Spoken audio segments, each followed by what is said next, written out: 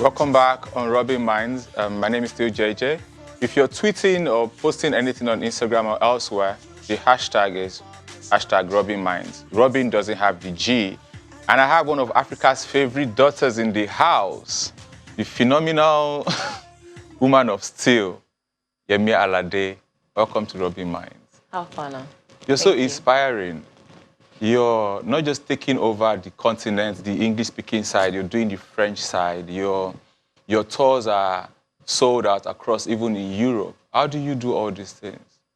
I think we just set a date out and we just follow through. But most especially, we go where the love is. So pretty much, because everything is online these days, you can see the numbers and where they are the most. And so we follow the train most times. Plus, a lot of promoters also call to book.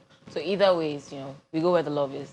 Did you have to go out of your way to learn French, or did you? Because I know you studied geography, yes, right? And now you do your first album had to be released like a deluxe edition, and yes, it had French content. Yes. Did you have to learn French for that? Well, actually, to be sincere, I learned French in secondary school. I did go out of my way because all my mates didn't want to learn French. Did you do it because you knew you were going to do this? No. Okay. I just love languages. My mom can speak like 7 languages. So I think I just sort of like followed in her footsteps. I liked French and I started learning, and I even went for debates on behalf of my school, competing against actual French people. Even though half of the time I didn't know what I was saying, but I don't know how I conveyed it, maybe because the passion was, all the way up there. But eventually I did a French song, just for fun. Just for fun. And out of nowhere now, I don't know how many people that can say that they have fan base across the major parts of Africa in terms of the Anglophone and the Francophone. Maybe, who knows, you start doing the Lusophone, the Portuguese one. I have actually. I have an EP called Mama Afrique, and it has songs in Swahili, in French, and in Portuguese. I did that last year.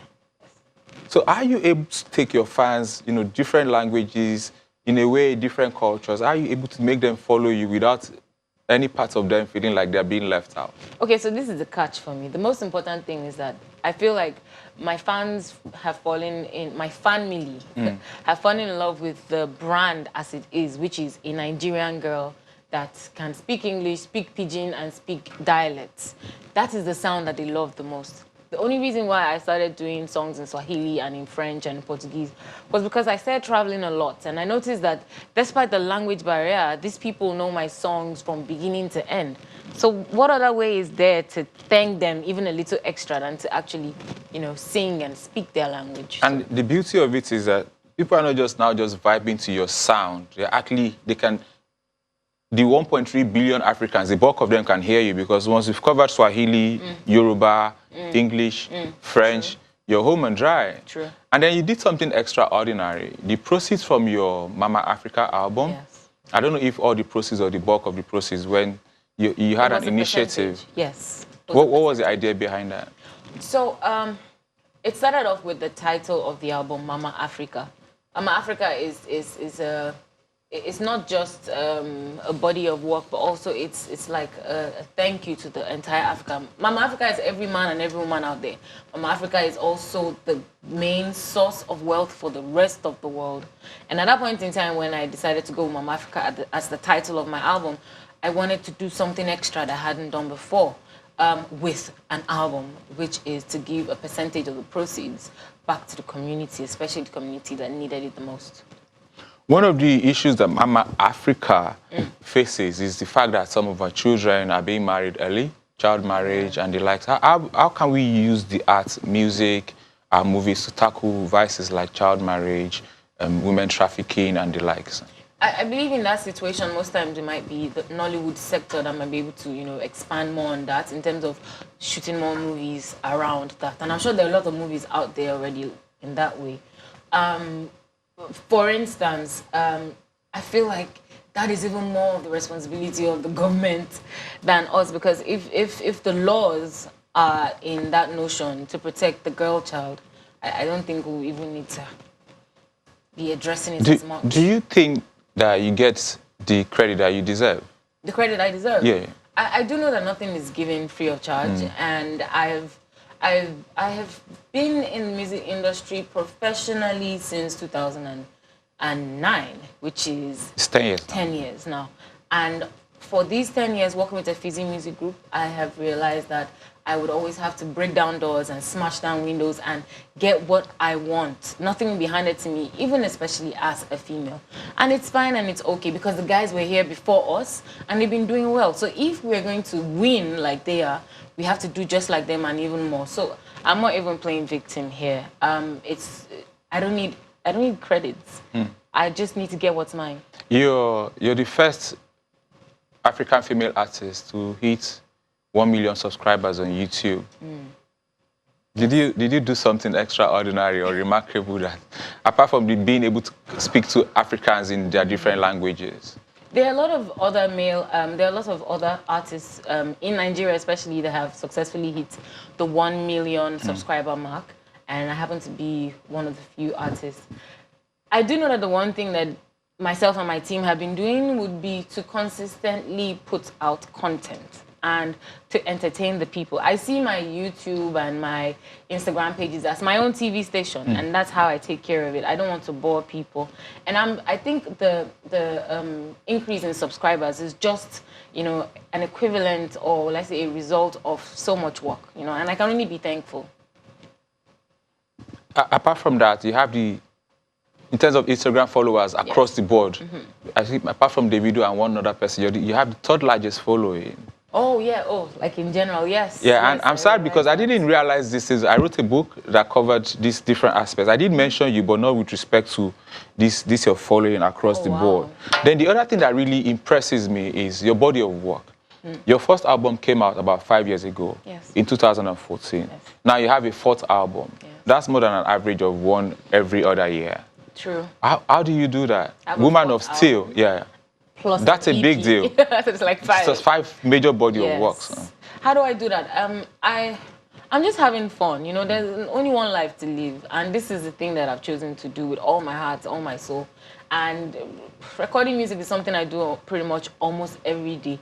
So why not just put it together and give people, you know? It's not every time single, you know, and this is where we are now. Woman of Steel is a representation of where I am right now as an artist and as a person. So you said it's not every time single, but looking from outside in, I'm not an artist, but I pay attention to the industry. It does look like singles are the deal. I know, right? So where do you find the balance as? Because now you need to make money to keep the business going, to pay salaries, a lot of people are going on tour with you. So, and when you release an album, it does look like some very, very good songs get lost in the numbers. How do you find the balance, commitment to the arts, releasing the big body of work, and also your commitment to your bank accounts? I think in general, end of the day, when we're setting out to work on Woman of Steel in my team, our priority is to make sure that every song gets as much attention as it can get. The beauty of an album and against the beauty of a single is that either one way you release, your fans will be happy. You get. I make it a priority to focus on my fans. So if I release a single, they'll love it. Like I released Oh My Gosh, the one featuring Rick Ross, they love it. Now I'm releasing a body of work. If I give you your favorite soup and I add some extra soups to it, you're gonna chop. You go chop now. So that is basically the idea of the album. The album is to give you variety, to see your favorite star in different lights all at once, like a buffet, like all you can eat buffet. Talking about favorite soup, you said you got into the industry in 2009. Your first, in my opinion, I think for many people too, your first major hit was Johnny. Oh, yes. And that was like 2014. That was like 5 years after. What was it like pushing, digging, releasing, going to the studio and having to wait that long? Especially in the modern times. 5 years is a long time too. Hectic. Very hectic. I had won a talent show, Peak Talent Show in 2009, and I was moderately, very little, I would say, big popular. But obviously, I knew I wasn't a star because you can't just be a star over 3 months of investing your time on TV. someone new is going to come up and take the spot, which is exactly what happened. So during those 5 years, I did a lot of reading, I did a lot of research, I asked people a lot of questions. Every opportunity I got to be with people like Sasha, LD, Sasha P, the rapper, and LD, I would ask questions because I'm super curious. And when nobody's answering me, I'll go to Google and ask Google. And so I just learned the process. I just told myself I needed to enjoy the process. So that's what I did. There were times I didn't have money to take care of my studio session. I would be able to put together small change and buy fuel and maybe beg the producers. I can produce, I can give you fuel, please just produce for me, I beg. Because I too was trying to know my own sound, you know, music is still a business at the end of the day. Eventually we got to this point, signed to a Fizzy Music Group, even though my song Gen Gen Love was kind of getting some fire in Lagos, Nigeria. When Journey came out, Journey was a leaked song, by the way. It wasn't officially released. It leaked from the studio where I recorded it. When that happened, my life started to change. The fire started from the east, it spread to the south of Nigeria, and then went back. So Lagos was even late to the party? Lagos was the last in Nigeria. It was the last. Which is not the usual thing, right? Well, there are different ways. Sometimes it goes that way. Okay. Sometimes it starts from Lagos. Sometimes it just does only the south. Sometimes it does, you know, music is a spirit. Anyway, when it won't stop, it will stop. Understand? Is there a way, do you think talent shows set people up to fail at times? Not intentionally, of course. I know that, I don't think it sets people up. I think talent shows is just like life. Good can come, bad can come. It all depends on what you do. So what I mean is, so you win, out of nowhere, you win 5-10 million naira. These days, I even win up to 60 million naira. Popular. You become very, very popular, but you don't have any structure beneath that fame.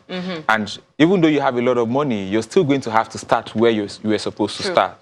But when you come out of that space, everybody's looking to get money out of you. They expect everything just is no longer organic in the way you would have grown. That's what I meant by It's like actually worse off because all of a sudden you moved from grass to grace and then someone just pulls the rug from underneath your feet and you have to start from bottom. You don't know where to start from because you don't know how you got there. You just got on TV just like that, you know. I say from experience because that's exactly what happened to me. I had to look myself in the mirror and tell myself, Yemi, you are nobody. You are starting from the scratch. You're going to go out, meet people, know more. And that's how I used to brainwash myself every day. It's good brainwashing. No, I needed it. Because people were like, you're a star, why you know they drive, why you don't get car? You know, so you used to speak, did you used to speak inside or you used to speak it out? No, I speak it out to the mirror. And if I need to remind myself in my head when I'm in public, I will. You know, you have to keep reassuring yourself, reminding yourself. I hope someone is learning. If I had to like pick two people to have a conversation with about the industry, understand the industry at that time, I would have picked the people you picked, like shout out to Sasha Peace, shout out to LG. Yes. Are there people coming to you now, young girls, young guys, sitting down, trying to learn the craft, what to do differently? Well, are you in that position now? When it comes to young people walking up to other people, I'm still young, though. This is what I'm saying, young. No, I mean, but in the industry, you're like a don now. Like Mama Africa. I get you. Like upcoming artists and stuff. The trend I see these days, most times it's like because it's easy for everyone to be on social media, and sometimes people weigh success and the idea of moving forward by looking a certain way. So some people feel like once they can go on Instagram and look at how their favorite star looks, once they can dress like that, you are now mates. You now understand the business and there's nothing more. There's nothing else to learn. Not a lot of people, not a lot of youngins and upcoming artists are open to learning anymore. I think it's creativity, wild creativity, and everybody will learn at the end of the day. But yes, I have a few people that do ask me here and there, but majorly, I feel like more upcoming artists, more even people who are established, I think we need to be asking more questions because we can never know it all. But other than people coming to ask questions, are you thinking beyond like setting up structure, whether for business, whether for commercial reasons or just for charitable reasons, to nurture the next generation of Yemi Alades? Oh, certainly. That's part of my the legacy I hope to leave behind, part of the legacy I hope to build at some point. At the moment, I wouldn't say that I am directly sponsoring Brainy, but I am on the same management level with him. Brainy is a new upcoming artist. He has a new song called Monday. And from time to time we speak. You know, I see a lot of prospects in his future, and he listens, which is very important. Not a lot of people know how to listen these days. So definitely, it's part of my plan to bring up more females to be just as I am and even greater by God's grace. But you cannot force a horse to drink after taking it to the stream, you know? So I'm taking my time too, because me too, I did learn. So what kind of collaborations should we be looking at? I paid attention to the Beyonce album. You were one of the. I also saw your pictures. You guys, I think that was in London, right? Yes, for the during the premiere. release. Like, so what other ones should we be expecting? Because I feel like when you do Beyonce, What's next? what's next? So much is next. Maybe some Yeah. more Beyonce. But on the album right now, Woman of Steel album, I have features with Angelique Kidjo. I know that. Yes, that song was 3 years in the making. A lot happened to try and get that song to be as perfect as it is right now. I have collaborations with Duncan Mighty from Nigeria, obviously. And then my deluxe, which will be out soon as well, because I always like to have a deluxe, features a special somebody. 2 people, actually. One from France and one who's Nigerian, but isn't based in Nigeria anymore. He's an international superstar. I think his value is in pounds now, in millions of pounds. To get a feature. No, his value. You know how they have Forbes and they'll estimate your Oh, value? yeah. Yeah, his value is in millions. But yours is also millions of pounds, right? Well, you know that already, right? You gave your, not many people, maybe Michael Jackson and a few other people, you gave your earnings to charity. What specific problems did that solve? The Mama Africa proceeds. Specific problems. Most times I like to focus on the immediate needs of people. There's nothing more relieving than someone giving you food of your meal for the day, lending a helping hand. So the bulk of the things I like to focus on are food, clothes, toys for kids, a few house utensils. Those are the things I like to focus on, both fairly used and new stuff. So even after the album, moving forward, I still have an initiative which I named after my mom and my dad, Helen and James Pathway Foundation, and we always do a collection of things and give to select communities of the working class, people who are actually working but aren't exactly, their ends aren't exactly meeting, you know. So human nature sort of finds a way to never let fear go. When you're starting out, it's the fear of, will I make it, will I not make it? Then the point comes when it becomes the fear of something else. Am I making enough money to take care of all these people, all these challenges? There's the fear of relevance. There's the fear of, am I still number one? What kind of fears do you deal with these days? The fear of what if. What if? Yes, that fear. That is everything you said. The fear of what if. What if I don't make it? What if they don't like the song? What if the album does this? What if... Yo, that would chase until the. I think if that question stops coming up, then that means I probably don't have any passion for what I'm doing anymore. Wow. We've got to go on a break now. Thank you so much. We've got to go on a break now. See you on the other side. Welcome back to Rubbing Minds. If you're tweeting, it's hashtag Rubbing Minds without a G for Robin.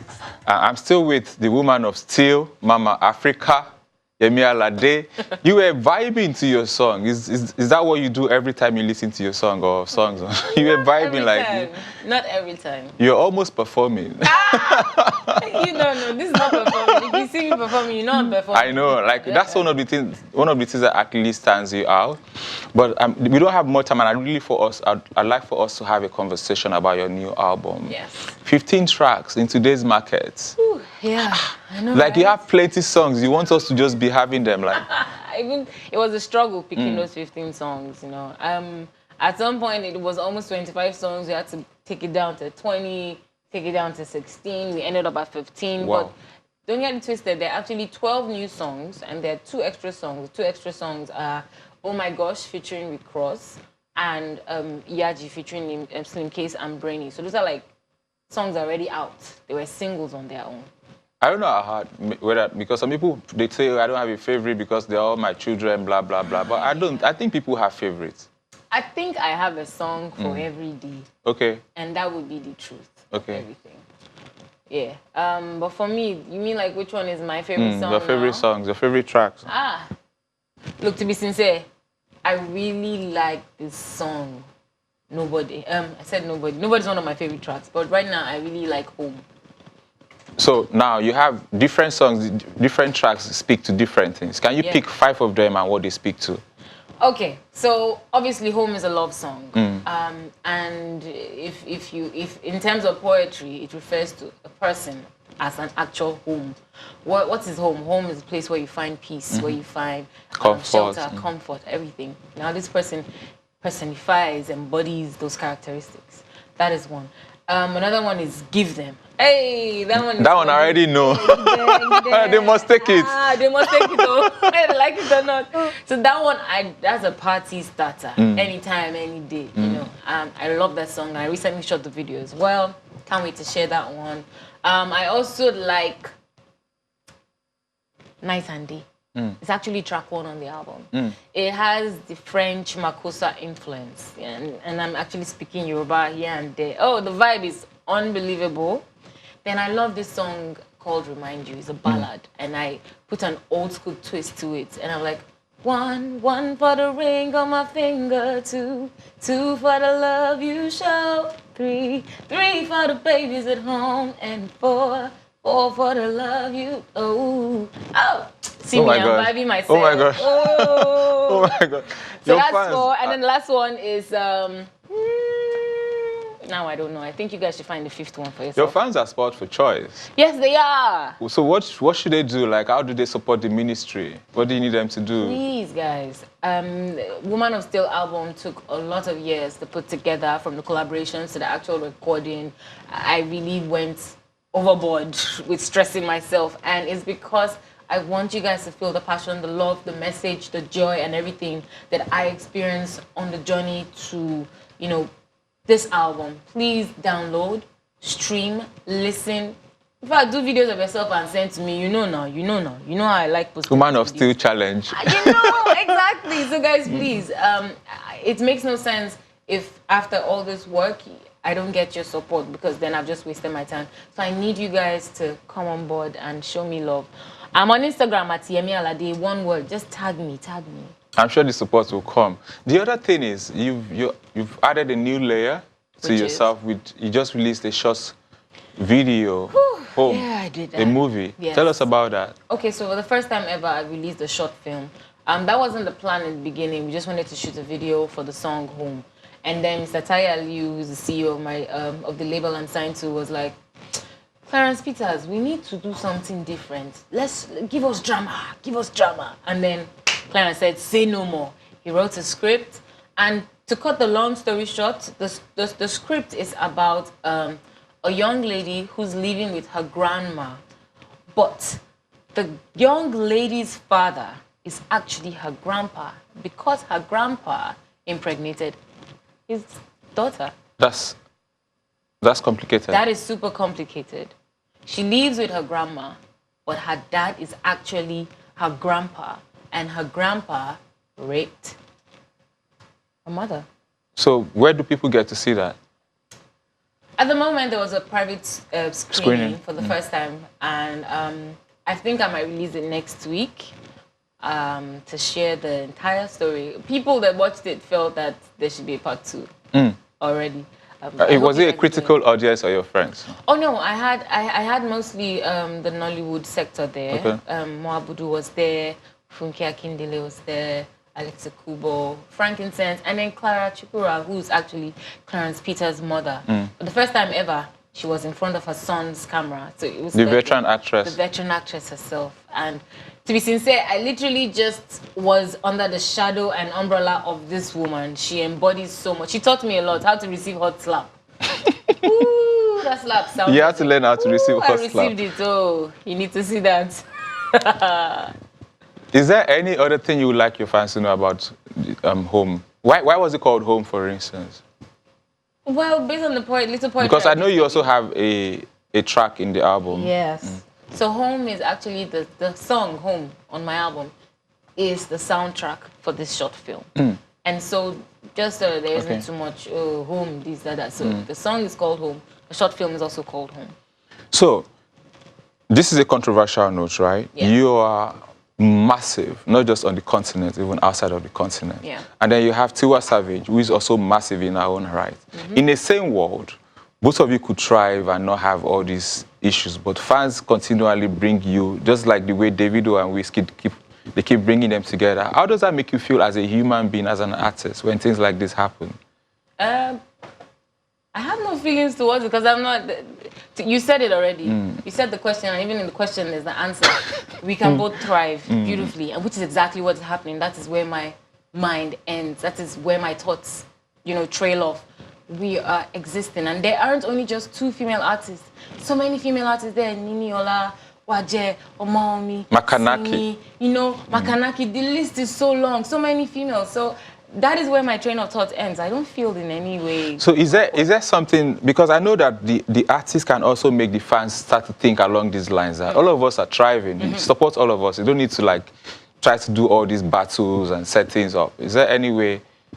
I shall know that I'm not comparing channels to NT or anything. People do. I'm not, but I don't.